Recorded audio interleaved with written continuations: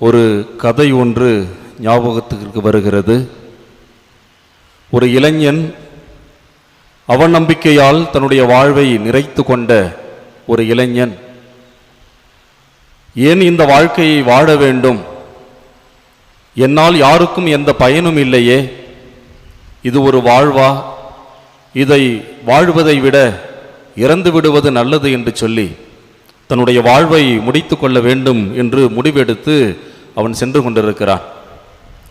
அவன் சென்று கொண்டிருந்த வழியிலே ஒரு துறவி ஒருவர் ஒரு ஆலமரத்தின் அடியிலே அமர்ந்து தியானம் செய்து கொண்டிருந்தார்.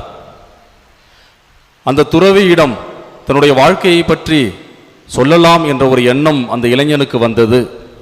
துறவியிடம் சென்று தன்னுடைய வாழ்வை பற்றி சொல்லுகிறான்.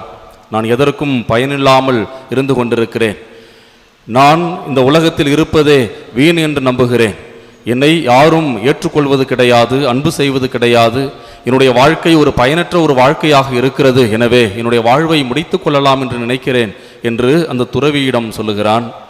அந்த துறவி அந்த இளைஞனுக்கு ஏதாவது உதவி செய்ய வேண்டும் என்று விரும்புகிறார். அந்த இளைஞனை பார்த்து, மகனே, இதோ இந்த ஆலமரத்திலிருந்து கீழே விழுந்து கிடக்கின்ற ஆலம் பழங்களிலே ஒரு பழத்தை எடு என்று சொல்லுகிறார்.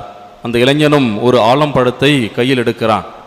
அந்த துறவி சொல்லுகிறார், அதை இரண்டாக உடை என்று சொல்லுகிறார். அவனும் உடைக்கிறான். உள்ளே என்ன பார்க்கிறாய் என்று கேட்கிறார். அவன் சொல்லுகிறான், உள்ளே மிகச்சிறிய விதைகள் நிறைய இருக்கின்றன என்று சொல்லுகிறான். உடனே அந்த துறவி சொன்னார், அந்த விதைகளில் ஒரு விதையை எடு என்று சொல்லுகிறார். அவனும் எடுக்கிறான்.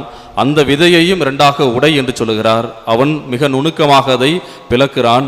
உள்ளே என்ன பார்க்கிறாய் என்று கேட்கிறார். அந்த இளைஞன் சொல்லுகிறான், உள்ளே ஒன்றும் இல்லை என்று சொல்லுகிறான்.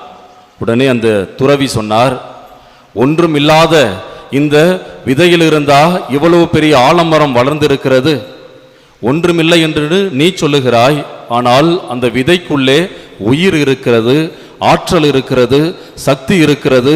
அந்த உயிர் தான், அந்த ஆற்றல் தான், அந்த சக்தி தான் விருட்சமாக வளர்ந்து இருக்கின்ற இந்த ஆலமரத்தை இந்த உலகத்திற்கு கொண்டு வந்தது.